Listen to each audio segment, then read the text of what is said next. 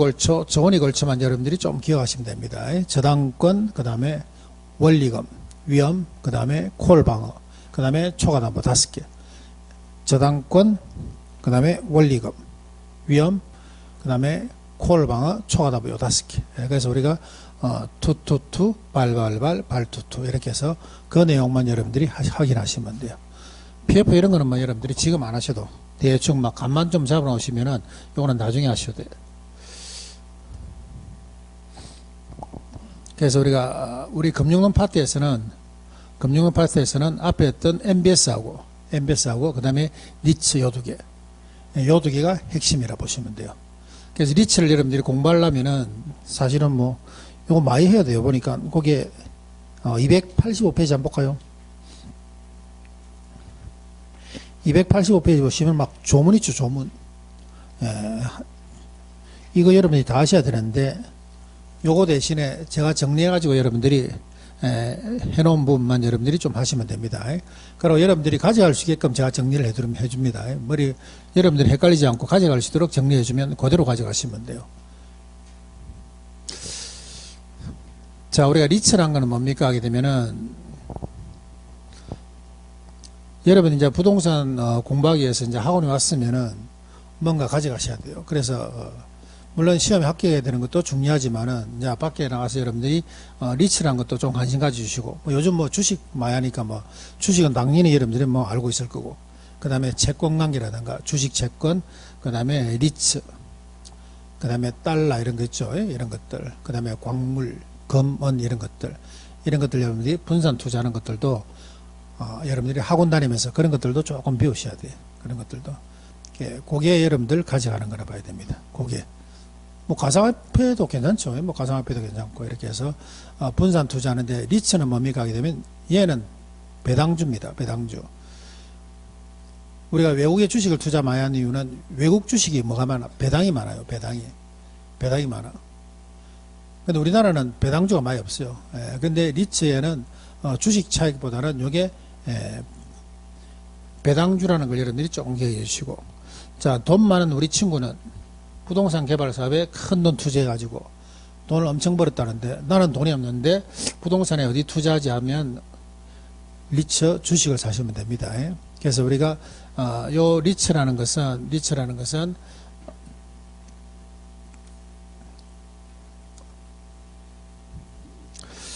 자, 소규모죠. 소규모.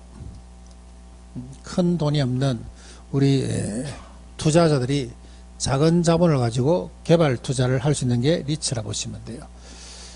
그래서 주식 사면은 여기서 부동산 개발 투자에서 장점은 뭐가 있습니까 하면은, 장점은 수익이 나면 배당줍니다.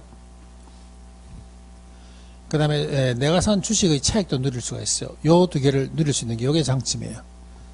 물론 단점은 현금이 손실될 가능성도 좀 있겠죠. 그게 단점이라 봐야 돼요. 그래서 리츠의 장점이라는 것은 내가 산 주식의 어떤 차익과 그 다음에 내가 배당을 올릴 수 있다는 거, 이게 장점이라 봐야 됩니다. 자, 교재 한번 볼까요?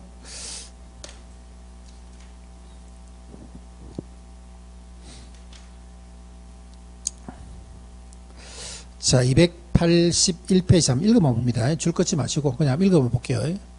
281페이지 1번에 보니까 밑에 부동산 투자사 리츠는 일반 소액 투자자들에게 주식 발행하여 자금 모아서 일반 소액 투자자들을 대신해서 수익을 내 가지고 그 다음에 출자 비율에 따라서 배당하는 성격을 가지고 있는 투자 기구이다.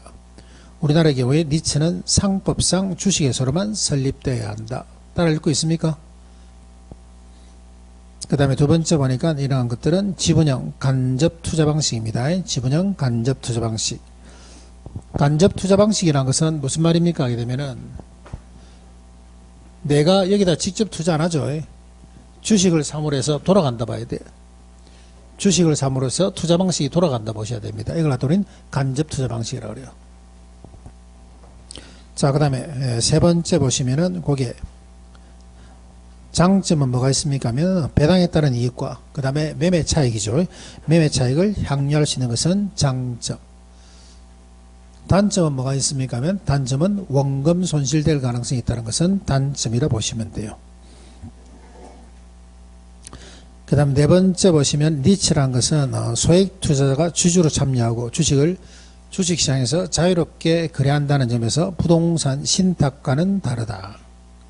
그 다음에 맨 다섯 번째 밑에 보면 황금성 계열이란 말 보이세요? 다섯 번째 황금성 계열을 갖다가 보완한다 보시면 돼요. 자, 이 말이 무슨 말입니까 하면 여러분들이 신탁이라든가 큰 부동산 개발회사에 돈이 들어가게 되면은 황금성이 어려워. 현금화할 수 있는 과정에는 없는데 리츠는 여러분들이 요게 주식만 팔면 됩니다. 그렇기 때문에 황금성이 상당히 좋다 보시면 돼요. 단점은 뭐가 있습니까 하면 현금 손실이 있습니다. 현금 손실의 단점이 있다 봐야 돼요. 됐나요? 자, 다시 한 번 더. 자, 리츠란 건 뭡니까 하면은 소규모 개인 투자자들이 부동산 개발에 참여하는 방식이라 봐야 돼요. 어떤 식으로? 주식을 사가지고 주식을 산 여기서 개발 사업에 투자합니다. 그렇기 때문에 이걸 가두는 지분형 간접 투자 방식이라 그래요. 간접 투자 방식. 그 다음에 리츠의 장점은 뭐가 있습니까 하면 주식 차익 누릴 수도 있고 배당도 받을 수가 있어. 단점은 현금이 손실될 가능성도 있더라. 그 다음에 제일 좋은 장점 한 개는 황금성이 좋습니다.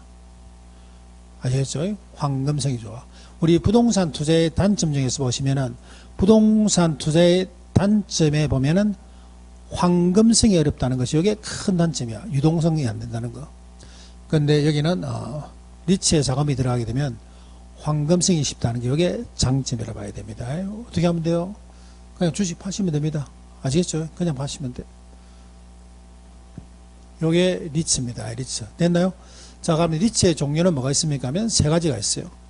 자기관리 리츠, 그 다음에 위탁관리 리츠, 기업 구조조정 리츠입니다. 기업 구조조정. 내가 칸이 안 돼요. 그냥 기업 관리를 했는데 기업 구조조정 리츠 세 가지 있다 봐야 돼요. 첫 번째 뭐 있다고? 자기관리, 그 다음에 위탁관리, 그 다음에 기업 구조조정 리츠 요 세 개가 있다 봐야 돼요. 자, 특징은 자기관리 리츠는 얘들은 말 그대로 투자 운영 자금을 받아가지고 자기네들이 직접 투자 운영해요. 그리고 위탁과 기업관리 리츠 요 두 개는 투자 운영을 받아가지고 여러분한테 다 자금 받아가지고 투자 운영을 위탁을 줍니다. 어디에다가? 자산관리 회사에다가 위탁을 준다 봐야 돼요. 자산관리 회사라는 말 많이 들어봤죠? 예를 들어서 여의도 있는 예를 들어서 이지스라든가, 그 다음에 우리나라 대기업도 여러 자산관리회사를 갖고도 있죠. 자산관리회사라는 이런 명칭이 여의도 쪽에 엄청 많아. 그거다 만다고 위탁 준다 봐야 돼요. 됐나요? 다시 한 번 더. 자기관리 리츠는 투자 운용 누가 하고? 직접 하고. 그 다음에 위탁과 기업구조는 투자 운용을 누가 한다고? 자산관리회사에 위탁 준다고. 그렇기 때문에 얘들 두 개는 이거는 페이퍼 간판이라 봐야 돼. 사람이 없어. 서류만 있다 봐야 됩니다. 서류만. 그래서 우리가 자기관리 리츠는 실체형 회사라 그러고 위탁과 기업구조적 리츠는 이거는 명목형 회사라 그러죠. 페이퍼 간판이라 그래요. 여기까지 정리됐나요? 자, 그러다 보니까 자기관리 리츠는 자기의 어떤 지사라든가 상근 임직원들이 출근을 해. 그런데 위탁과 기업구조는 출근하지 않습니다. 이런 게 없어. 자, 그 다음에 설립자본금. 자기관리 리츠는 설립자본금이 5억. 위탁관리와 기업구조는 이거는 3억. 금액이 아무래도 작겠죠. 자, 그래서 설립자본금을 만들고 난 다음에 인허가를 받아가지고 인허가를 받고 난 다음에 그 다음에 6개월 이내에 최저자본금 만들어야 됩니다. 6개월 이내에 최저자본금. 이때 자기관리 리츠는 얼마 만들어야 됩니까 하면 70억. 위탁과 기업구조는 50억을 만든다 봐야 돼요. 자, 이때 중요한 것은 최저자본금 만들 때까지는 이때까지는 뭐가 안 돼? 현물 출자 안 됩니다. 현물 출자. 현물은 안 돼. 현금만 있어야 됩니다. 현금. 이런 방식이죠. 예를 들어서 소주 한잔 하다가 우리가 리치 하나 만들어 보자. 막걸리 집에서 소주집에서 리치 하나 만들어 보자 해갖고 한 3, 4인이 모여갖고 설립자본금 5억, 3억을 만들어. 그 다음에 백스코라든가 이런 데서 설명을 가지죠. 설명을 가져갖고 6개월 이내에 자기가 리치 같으면 70억, 위탁과 기업구조는 50억 만드셔야 돼. 이때 나이든 조금 중년 신사분이 나는 부동산이 있는데 주식이 있는데 부동산과 주식으로 이걸 갖다가 출자하면 안 되겠나 이러 물으면 그때는 안 됩니다. 최저자본금 50억 70억 만들 때까지는 뭐가 있어야 돼? 현금이 있어야 됩니다. 현물은 안 됩니다. 현물. 여기까지 됐나요? 자, 여기까지는 이렇게 하시면 돼. 우리가 5,7은 얼마예요? 5,7은 35야. 5,7은 얼마? 35 거기에 가시면 돼요. 자, 그 다음에 배당 주는데 자기관리치는 50% 이상, 위탁과 기업구조는 90% 이상. 왜 얘는 많습니까? 하면 회사가 없어. 90% 주고도 남아있다면 초과 배당도 돼. 요거는 실존하는 회사가 있죠. 배당 50% 이상 주고 그 다음에 돈이 있으면 조금 이익 준비금도 좀 마련해 놔야 돼. 그렇기 때문에 배당이 위탁과 기업구조보다는 좀 작다 보시면 돼요. 자, 여기까지.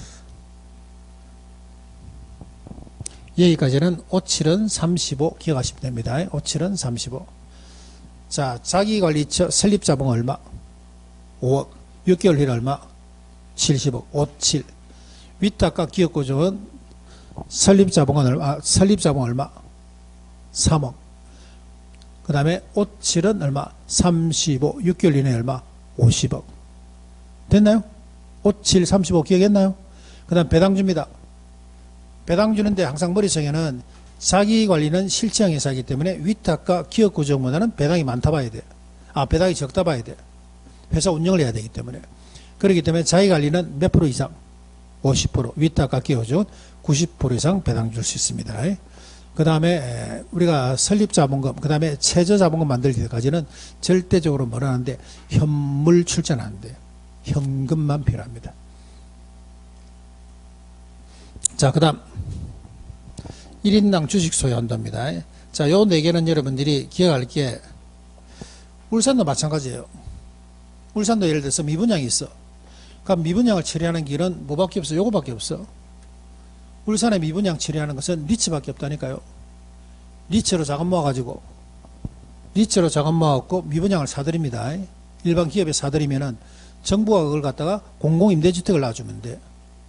그래서 돌린 수익을 갖다가 개인한테 이렇게 해서 배당을 해주는 방식이라 봐야 돼요. 그때 자금 필요한 게 전부 다 리츠 자금이에요. 자, 그때 그런 리츠를 뭐라 그럽니까 하면 기업 구조조정 리츠라 그래요. 기업 구조조정 리츠라 그럽니다. 그래서 기업 구조조정 리츠는 정부에서 많이 완화를 해줘. 정부가 손잡고 해야 되기 때문에. 이해되세요? 그래서 기업 구조조 말 그대로 기업이 어려운 것을 구조하는 리츠야. 미분양된 부동산을 갖다가 구조하는 리츠야. 이걸 갖다 기업 구조 조정 리츠라 그래요. 그래서 기업 구조 조정 리츠는 정부가 이렇게 손을 많이 잡고 일을 한다 봐야 돼. 그렇기 때문에 특례가 있습니다. 특례. 그 특례 항목만 기억하시면 돼. 특례 항목만. 자, 예를 들어서 자, 1인당 주식 소유 한도를 50%를 초과하면 안 돼. 예를 들어서 뭐 49대 51이다. 누가 한 사람이 51을 갖고 있으면 이 사람들은 마음대로 할 수 있다니까. 그렇기 때문에 1인당 주식 소유 한도를 몇 프로? 50%를 초과하면 안 돼. 그런데 누구는? 기업 구조적 리츠는 괜찮아요. 자, 2년 이내에 일반 주식 공모해야 됩니다. 자, 우리가 공모란 말을 붙었으면, 이제 공모란 말을 붙었으면, 이걸 여러분들이, 공모다 하면 저게 뭐다는 걸 아셔야 돼. 공모란 건 뭡니까? 하게 되면은, 어디 공모 떴죠. 공모가 떴다는 것은 불특정 다수 아무나 참석할 수 있다 봐야 돼요. 사모는 틀립니다. 사모펀드 할 때 이 사모하고 공모는 틀려. 사모펀드 모집한다면 본인이 들어갈 수 없다 봐야 돼요. 특정인들이 모으는 것을 뭐라 그러고 사모라 그러고 불특정 다수 아무나 들어올 수 있는 걸 뭐라 그래요? 공모라 그래요. 그래서 일반 주식을 공부한다는 것은 아무나 들어갈 수 있다 봐야 돼. 2년 이내에 몇 프로 이상? 30% 이상. 그런데 누구는 기업 구조적 위치는 괜찮다 봐야 돼요. 그 다음에 자산 구성하는 방법은 80%인데 이때 부동산 정권 현금을 해서 80%까지를 자산 구성해 주셔야 됩니다. 이때 부동산은 70%. 그런데 리츠, 기업 구조형 리츠는 부동산만 70% 이상 가지고 있으면 돼요. 그 다음에 돈 빌릴 수 있습니다. 돈 빌릴 수 있는데 자기 자본의 몇 배? 2배까지. 특별 기회가 있으면 10배까지도 돈을 빌릴 수가 있어요. 10배까지도 돈을 빌릴 수가 있어. 자, 이 내용을 가지고 박스 한번 봅니다. 박스. 페이지 284페이지.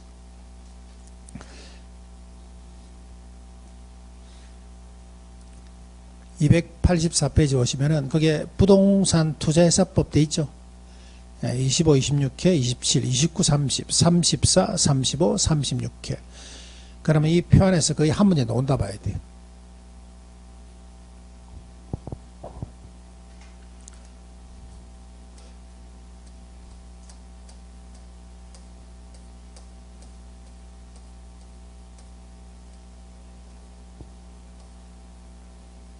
자, 칠판 한번 볼게요.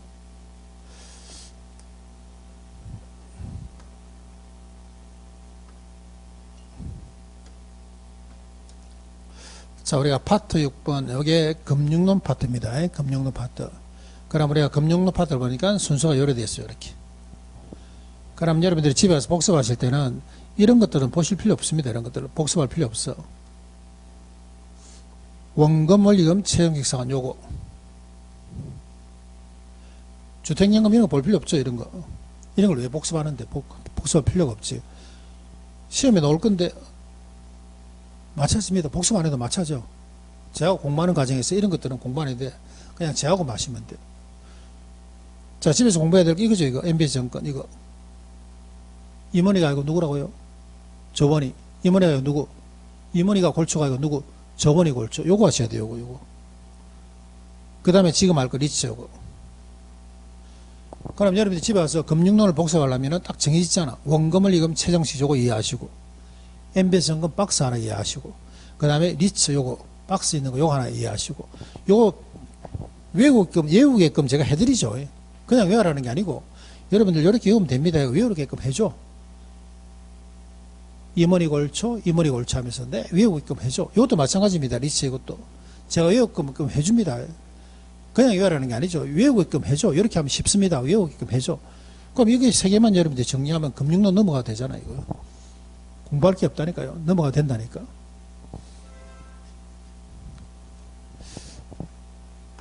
자, 그래서 리츠 한번 볼게요. 금융론 파트에서는 요거 세 가지입니다. 요거 세 가지. 꼭 기억하시고.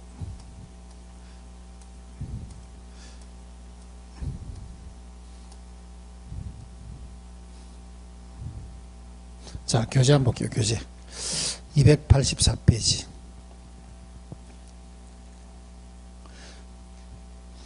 자, 자기관리 리츠하고 위탁과 기업 구조조정 리츠입니다. 자기관리 리츠는 그게 실정회사라 되어 있나요? 실정회사 되어 있습니까? 실정회사란 것은 자기네들이 직접 투자 운영하고 직원들이 다 있다 봐야 돼요. 그 다음 오른쪽에 위탁관리하고 기업 구조는 명목상 회사. 명목상 회사라는 것은 페이퍼간판이 사람들 없어. 서류만 있다 보시면 돼요. 그렇기 때문에 운영기관을 보니까 내부 조직 상근 임직원들 있고, 상근이라는 것은 출퇴하는 직원들이죠. 오른쪽에는 비상근. 자, 그 다음 밑에 설립자본금 및 최저자본금 봅니다. 설립자본금, 최저자본금. 57은 35 되어 있나요? 57, 35. 발기 설립할 때 5. 영업인가 받고 등록 후에 6개월 이내에 70억. 발기 설립에 3억. 영업인가 등록받고 6개월 이내에 50억. 그 다음 밑에 보니까 현물 출자죠. 영업인가 등록 최저자본금. 갖추기 전이죠. 갖추기 전에는 현물 출자 안 돼. 돈 빌릴 수 있습니다. 자기 자본의 2배, 특별기회가 있으면 10배까지. 배당 50%, 90%. 공모 2년 후에 30% 일반인 청약 해줘야 되는데 누구는 기업 구조조정 리츠는 제한이 없어. 특례사항. 그 다음에 자산 구성 80% 이상이죠. 부동산 정권 현금을 해서 80% 이상. 1인 소유한도. 1인 소유한도를 보니까 50%를 초과하지 못하죠. 그런데 누구는 기업 구조조정 리츠, 기업 구조조정 리츠는 제한사항이 없다 봐야 돼요. 그 다음에 자산 구성 80%에서 70% 만들어져야 되는데 기업 구조조정 리츠는 부동산만 70% 가져가시면 돼요. 자, 법인세란 것은 자기관리 리츠는 실체형 회사이기 때문에 법인세 공제 혜택이 없습니다. 실체형 회사이기 때문에 공제 혜택이 없고 위탁값 기업 구조조정 리츠는 명목형 회사 페이퍼 간판이죠. 페이퍼 간판은 이거는 어떤 조건만 갖추게 되면 공제 혜택이 있다 봐야 돼요. 됐나요? 그래서 박스를 혹시나 이거 공부하는 게 좀 어렵다 하면은 오른쪽에 있는 거 있죠. 중요 조문. 오른쪽에 중요 조문 요거 다 하시면 돼요. 요거 다 하시면. 두 개 중에 한 개를 선택해서 하시면 됩니다.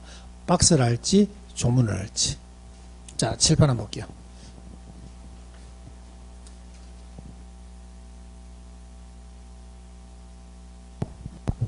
이렇게 정리를 자 한번 채워볼게요.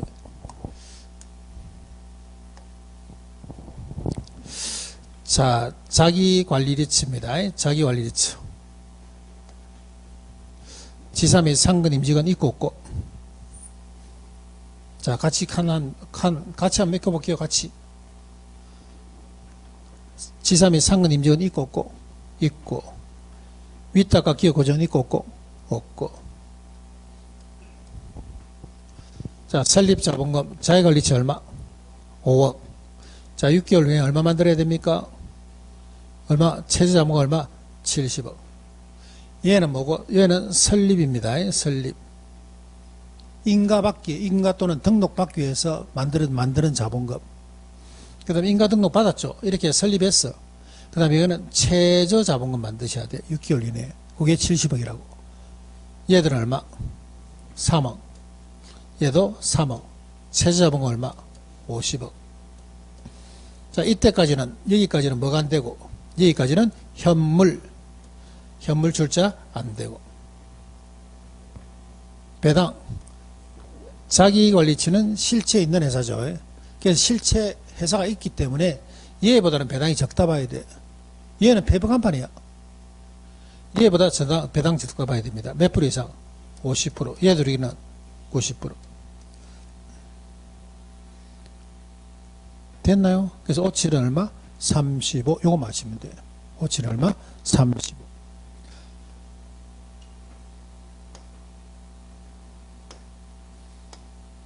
자, 그 다음에 1인당 주식 초과 한도. 몇 프로를 초과하면 안 되고, 50%를 초과하면 안 돼. 근데 얘는 괜찮아. 일반은 주식 공모 몇 프로?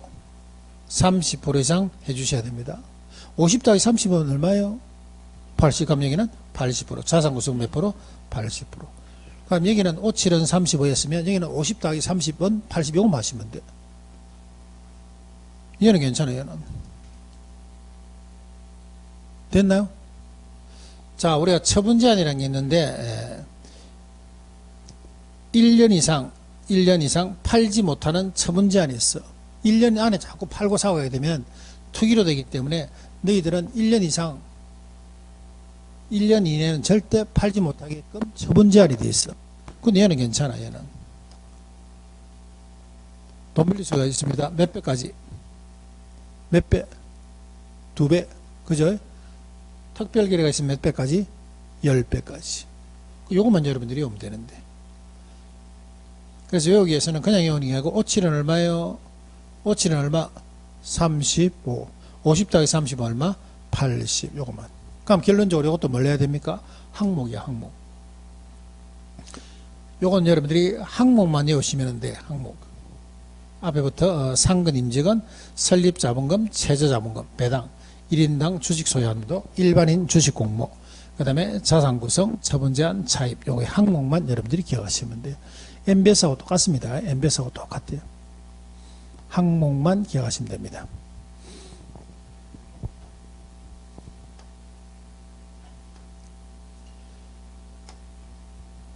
자, 다시 한번 해볼까요? 1인당 주식 초과한도 몇 프로를 초과하면 안 되는데 50%를 초과하면 안 되는데 누구는? 기업 구조조정 이치는 괜찮다. 일반은 주식 공모를 몇 프로 이상 주식 공모를 해줘야 되는데 30% 이상 해줘야 되는데 누구는? 기업 구조조정리치는 괜찮다. 자산 구성 몇 프로까지 만들어야 됩니까? 80% 만들어야 되는데 이 안에 부동산은 몇 프로 돼야 돼요? 70% 해야 돼. 그럼 얘는 부동산만 70% 되면 돼. 그 다음에 처분 제한 있죠. 근데 얘는 괜찮아. 돈 빌릴 수 있습니다. 2배. 특별 거래에서 몇 배? 10배까지. 됐나요? 예. 자, 그 다음. 밑에 284페이지 한번 볼게요. 284페이지. 밑에 1번. 밑에 거기 1번에 보니까 감정평가사 또는 공인중개사 글자 보이세요? 감정평가사 또는 공인중개사로서 해당 분야에 몇 년 이상? 5년 동그라미 치시고.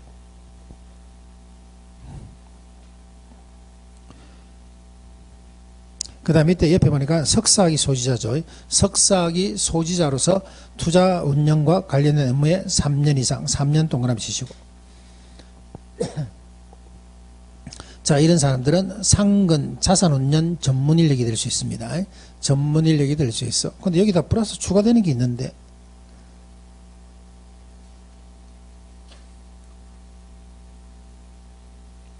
자, 요거 하나는 조문 한번 봅시다. 287페이지.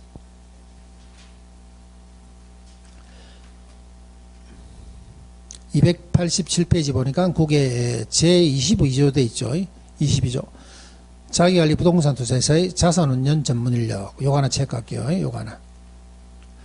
1번에 보니까 감정평가 또는 공인중개사로 몇 년? 5년 체크하시고. 두 번째, 석사학위 3년입니다. 석사학위 3년. 자, 그 다음에 그 밖에 대통령령으로 전한 게 있죠. 대통령령으로 전한 게 보니까, 부동산 투자사 관련 회사에 5년 이상 근무하면서 개발 관리 처분, 취득, 그 다음에 개발 처분 단계를 갖다가 3년 이상 종사한 경력이 있는 사람, 요거 하나. 요거 하나 체크하시고.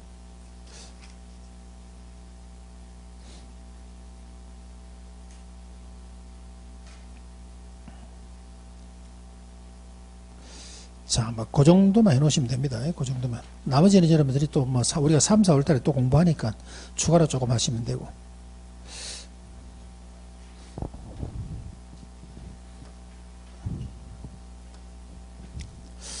자, 요거만 하나 끼워갈게요.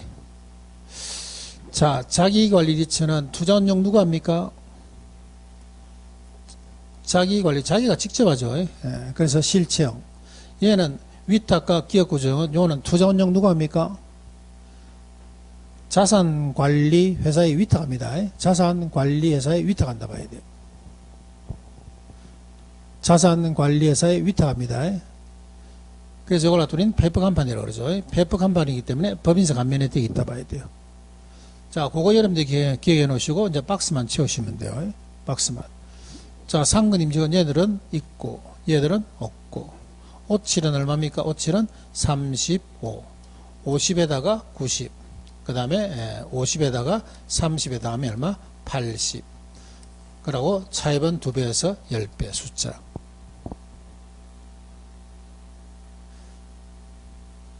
그래서 여러분들이 나중에 집에 가고 밑에 이것만 적어보면 되죠. 57은 35, 50, 90, 50, 30, 80 이해해놓고 이것만 여러분들이 읽을 줄 아시면 돼. 여기 뭔데 하니까 이거는 설립자본금. 요거는 뭔데? 최저자본금. 얘는 배당. 1인당 주식 소유 한도, 일반인 주식 공모, 그 다음에 자산 구성, 그 다음에 차입 비율. 다 이렇게 해서 여러분들이 숫자 보고 여러분들이 읽어만 주시면 됩니다. 반대로 공부하세요. 요거 먼저 적어놓고 숫자 보고 계속 읽어주시면 돼요. 읽어주시면 돼. 위에 거 보고 내리기에는 너무 쉬워. 그래서 반대로 숫자 보고 여러분들이 이런 항목을 갖다 읽어주시면 됩니다. 자, 여기까지. 자, 여기까지가 금융론 파트입니다. 금융론 파트. 그 다음 우리가 전문 인력은 나중에 여러분들이 여기 공부하시면 돼요. 자산 전문 인력은 5.3에다가 5-3 이렇게 하시면 돼요. 감정평가사, 공인중개사 5년, 석사학위 3년, 관련해서 5년에서 3년 동안 취득, 그 다음에 처분 관련해서 3년 이상 근무하신 분. 이렇게 기억하시면 돼요. 5-3, 5-3 이렇게 하시면 돼요.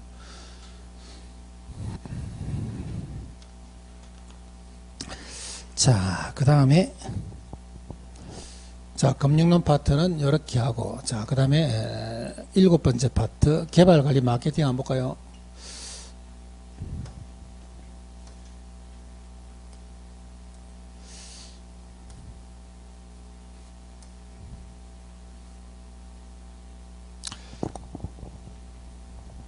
자, 개발관리 마케팅에서는 여기는 뭐, 공법 문제가 한 번씩 나올 수가 있어요. 개발 파트에 특히 공법 문제가 나오는데 아주 쉽게 나옵니다.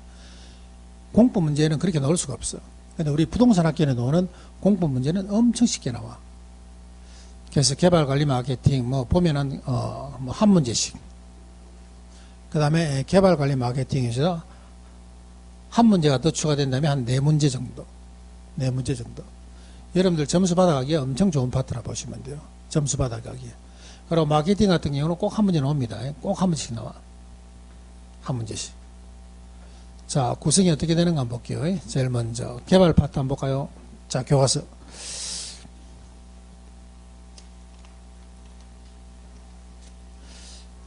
자, 298페이지.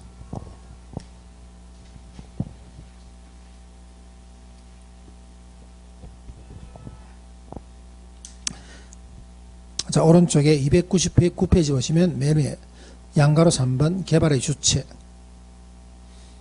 양가로 3번 개발의 주체. 그 다음 밑에 보니까 5단계, 7단계 나와 있습니다. 개발의 주체 5단계, 7단계 되어 있나요? 자, 그 다음에 넘기시고.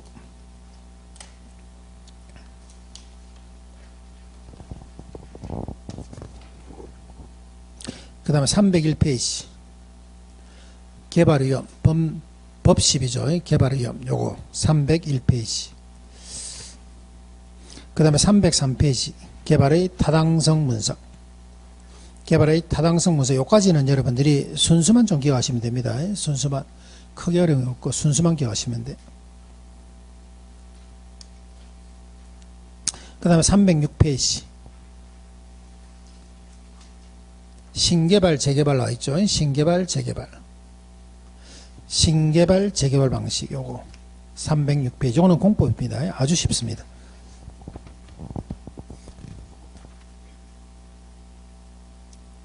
그 다음에 310페이지. 민간에 의한 부동산 개발 방식. 민간 개발이죠. 요건 하나 별표 하나 할까요? 그래서 개발 파트에서 시험 비중이 조금 높은 게 민간 개발 방식이라 봐야 돼요. 요런 순서.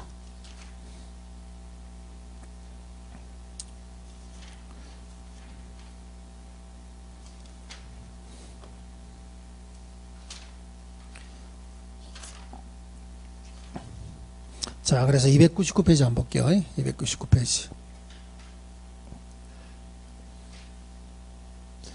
자, 개발의 주체하고 5단계, 7단계는 요거는 순수만 여러분들이 기억하시면 됩니다. 순수만. 크게 이거는 뭐 강의할 게 없죠. 자, 개발의 주체는 세 가지. 공적 주체, 사적 주체, 그 다음에 제3부문. 공적, 사적, 그 다음에 제3부문. 제3섹터라 그러죠.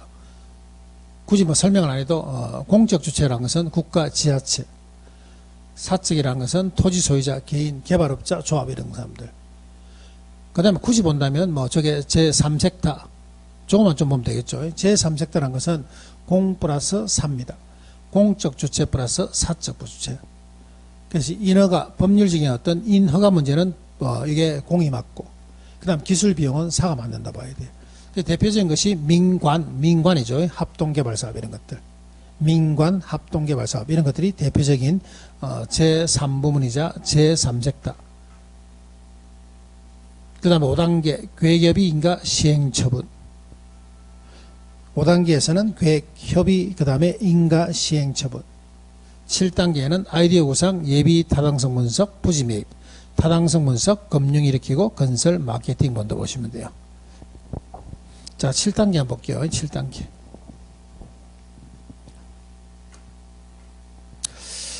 자, 개발의 5단계 이런 것들도 요거는 순수만 기억하시면 됩니다. 순수만. 자, 7단계는 어떻게 하는가 볼게요. 그나마 얘보다는 얘가 나아.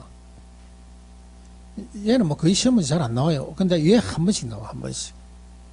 자, 제일 먼저 아이디어 구상하고, 그 다음에 예비 타당성 분석, 부지 매입하죠. 타당성 분석, 금융, 그 다음에 건설, 그 다음에 마케팅. 외우려면은, 예죠. 예. 예. 부탁하신 금입니다. 금. 예. 부탁하신 금. 근방 마련할게요. 이렇게 하시면 되죠. 아예 부탁 근금마. 예. 부탁하신 금. 금방 마련하겠습니다. 아예 부탁 근금마. 자, 제일 먼저 보니까 아이디어 구상. 그 다음에 예비적 타당성 분석. 이거는 여러분들이 방송에서 많이 들었을 거예요. 이걸 갖다 우리는 뭐라 그럽니까? 예타라 그러죠. 예타. 국가 우리가 자금 한 300억 이상을 쓰려면은 예타 요구를 받아야 돼요. 그래서 예비 타당성 분석이라는 것은 이거는 계략적 분석입니다. 대충 하는 거라 봐야 돼요. 그 다음에 중간에 뭐 들어옵니까? 부지 매입 들어오죠. 부지 매입. 토지를 매입하고 나면 이때는 타당성 분석. 타당성 분석이라는 것은 이거는 구체적 분석입니다. 실행 가능성 분석. 그 다음에 금융 일으키고, 그 다음에 건설, 그 다음에 마케팅. 이렇게 해서 7개. 그리고 마케팅이라는 것은 얘는 보니까 순수상으로 맨 뒤에 되어 있는데 항상 요거는 초기에 실시하는 것이 제일 효과적이하다 봐야 돼요. 내가 예를 들어서 7층짜리 건물 하나 짓는다 볼게요. 내가 7층짜리 건물 하나 지으면 나는 항상 제일 걱정되는 1층이에요. 1층. 그래서 건물을 갖다 짓기 전에 항상 1층에 누가 들어올 것을, 입점이 누가 될 것을 입점을 대충 확정시켜 놓고 이렇게 건물을 짓는 게 대충 많아요. 여기 임차인이 제일 중요한 임차인이에요. 그래서 이런 어떤 중요 임차인을 확보하기 위해서는 항상 마케팅은 언제? 요거는 사전에 실시해야 됩니다. 초기 실시하는 것이 효과적이라 봐야 돼요.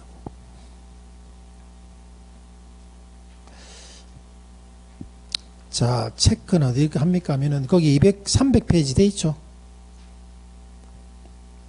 300페이지 보시면은 그 밑에 핵심 돼 있습니다. 핵심. 부동산 개발의 7단계. 요거만 보시면 돼요. 요거만. 아예부터 근근마. 위에는 뭐 안 보셔도 돼. 요거만 보시면 돼요.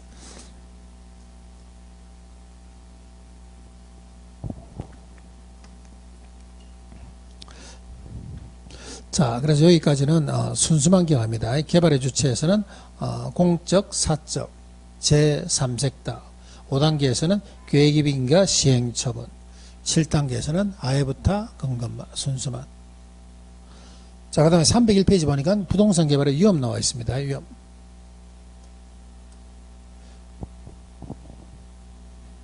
자, 부동산 개발의 위험에서는 부동산 개발의 위험을 다룬 사람들은 많아요. 학자들이 많은데 여기서 우리가 다루고 있는 사람은 워포드라는 학자급입니다. 워포드라는 학자급을 다룬다 봐야 돼요. 맨 위에 부동산 개발의 위험에서 첫째 줄에 보시면 거기에 워포드 하나 체크하시고, 자, 이분이 말하는 위험은 세 가지입니다. 법률적, 그 다음에 시장위험, 그 다음에 비용위험. 이렇게 해서 이걸 법 10이라고 그러죠. 법 12.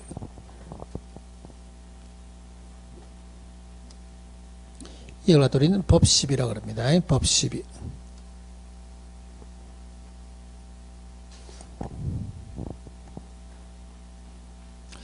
자, 301페이지 보시면은 법률적 위험에서 거기에 법률적 위험은 토지 유용 규제와 같은 공법적인 측면, 그 다음에 소유권 민을 다루고 있는 사법적인 측면, 그거 하나 체크할까요?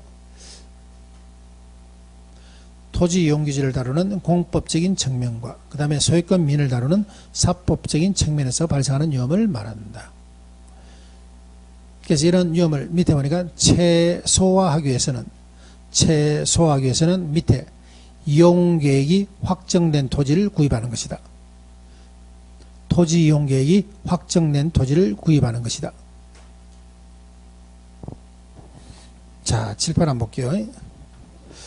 자, 우리가 개발의 위험에서 법률적 위험이라는 것은 토지 이용 규제를 다루고 있는 것은 이거는 공법적, 이 공적이 아니라 공법입니다. 공법적인 측면. 그 다음 민원 소유권을 다루고 있는 것은 이거는 사법적인 측면이라 봐야 돼요. 혹시 왕릉 아파트 아세요? 왕릉 아파트. 왕릉 뒤에 아파트 세웠다가 문화재청에서 사업 수립시켰죠. 결국은 진행이 됐는데 사업 진행시켰어. 이런 걸 갖다 우리는 뭐라 그래요? 토지 이용 규제라고 합니다. 토지 이용에 대한 어떤 규제가 있는지를 모르고 사업하는 거죠. 이런 것을 갖춰린 공법적인 측면이라고 그러고, 여러분들이 민법 시간에 다루고 있는 모든 문제, 민은 소유권 문제를 다루고 있는 것을 사법적인 측면이라고 그래요. 그래서 시험 문제 나오게 되면 요 두 개가 한 번씩 바뀌어. 소유권 민을 다루고 있는 공법적인 측면과 토지 이용 규제를 다루고 있는 사법적인 측면, 이렇게 바뀌어. 구분합니다. 이용 규제를 다루고 있는 것은 공법, 민이라든가 소유권 다루고 있는 것은 사법.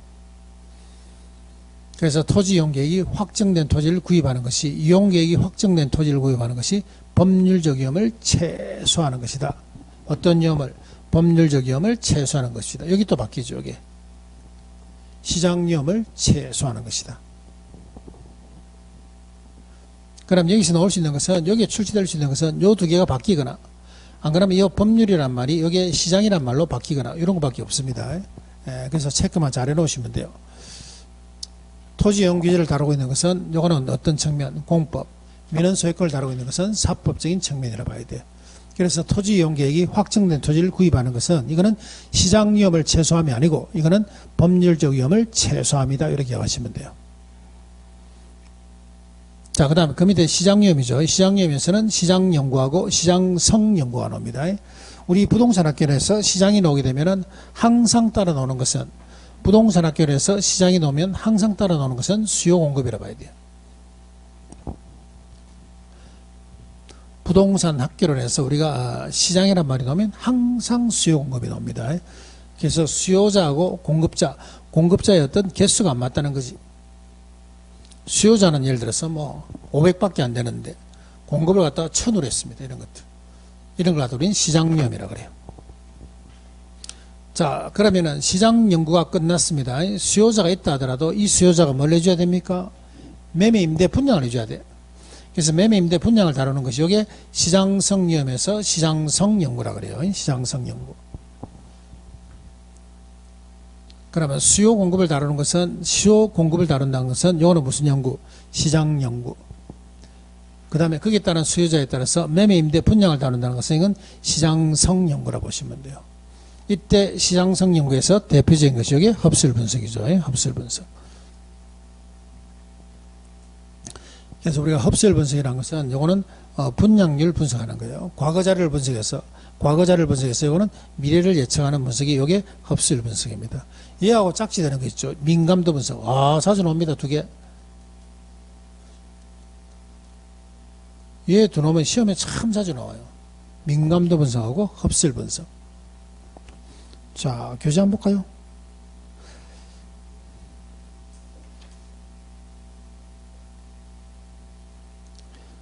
자, 페이지 302페이지.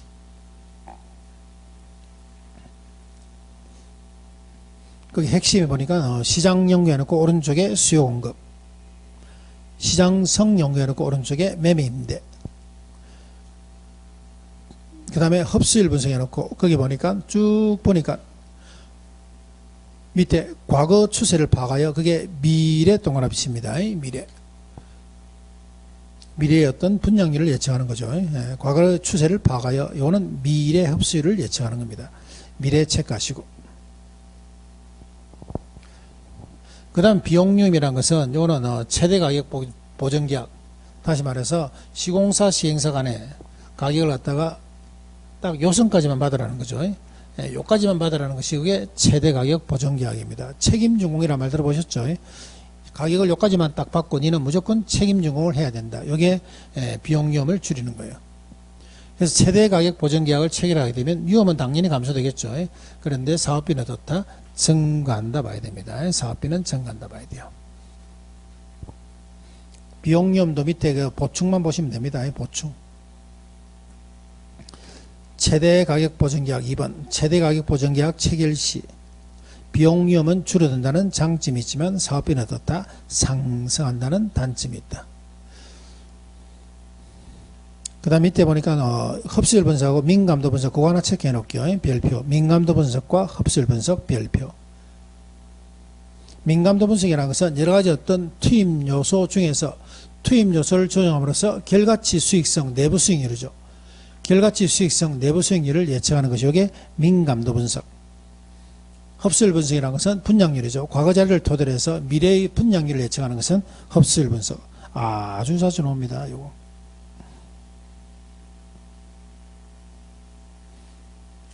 자, 그 다음 오른쪽에 보시면 개발의 타당성 분석이 있는데 요거는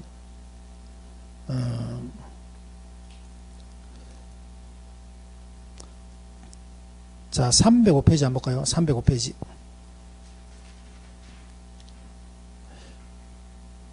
자, 개발의 타당성 분석에 보시면은 그게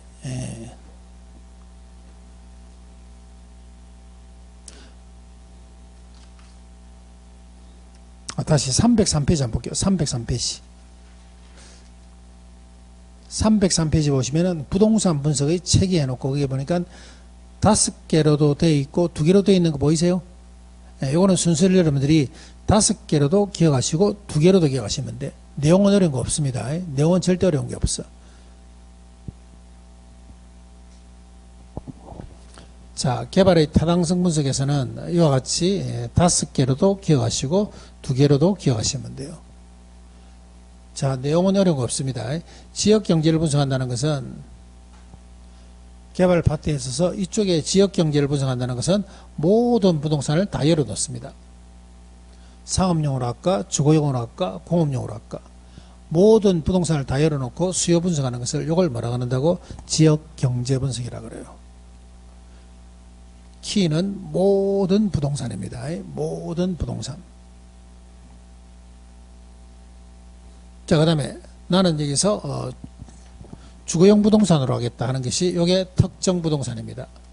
자, 나는 특정 부동산, 주거용 부동산에 대한 어떤 수요 공급, 매매 임대를 다루는 것은 시장 분석과 시장성 분석, 이거 한 거죠. 그 다음에 타당성 분석이라는 것은 수익성 분석입니다. 수익성 분석. 그 다음에 투자 분석이라는 것은 최종 투자 결정 분석이라고 봐야 돼요. 최종 투자 결정 분석.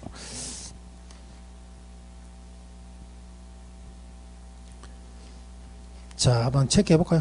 303페이지. 자, 거기 보니까 5단계 1번 지역 경제 분석입니다. 지역 경제 분석에서 오른쪽에 보니까 모든 부동산이란 말 보이세요? 양가로 2번에 303페이지 양가로 2번에 동그라미 1번 지역 경제 분석에서는 키 단어가 모든 부동산이야. 모든 부동산에 대한 수요 조사하는 것을 갖다가 우리는 지역 경제 분석이라고 보시면 되고, 그 다음 두 번째 시장 분석이죠. 시장 분석이라는 것은 기억에 특정 부동산이란 말 보이세요? 특정 부동산에 대해서 수요 공급을 분석하는 것은 시장 분석. 그 다음에 세 번째 시장성 분석이라는 것은 그때 보니까 매매 임대죠. 매매되거나 임대될 수 있는 능력을 분석하는 것. 이걸 갖다 우리는 시장성 분석이라고 그래요. 자, 넘기시고. 네 번째 타당성 분석은 첫째 줄의 수익성입니다. 수익성. 얼마나 수익성이 제공되는가 분석하는 것은 타당성 분석. 투자 분석이라는 것은 맨 끝에 최종적으로 투자 여부를 결정하는 분석입니다. 투자 분석이라는 것은 최종적으로 투자 여부를 결정하는 것을 투자 분석이라고 해요. 투자 분석. 자, 그래 놓고도 우리는 이걸 갖다 우리는 두 단계로도 나눌 줄 아셔야 돼요. 지역 경제 시장 분석, 시장성 분석을 다시 이걸 뭐라 그러고 시장 분석이라 그러고 선행 분석입니다. 타당성 분석, 투자 분석을 이걸 우리는 경제성 분석이라 그래요. 그래서 시장 분석이라는 것은 선행 분석, 경제성 분석이라는 것은 후행 분석. 5개를 외우시려면은 이렇게 하시면 됩니다. 지역 경제 분석의 지, 시장 분석의 시, 시장성 분석의 성, 타, 투 이렇게 하시면 돼. 지, 시, 성, 타투 하시면 됩니다. 지, 시, 성, 타투. 지, 시, 성을 다시 뭐로 나누고 시장 분석, 타투를 다시 뭐라 그럽니까 하면 경제성 분석. 선행하는 것은 뭐가 되고 시장 분석, 후행하는 것은 경제성 분석이라 봐야 돼요. 자, 여기까지는 여러분들이 순수만 좀 기억하시면 돼요. 순수만.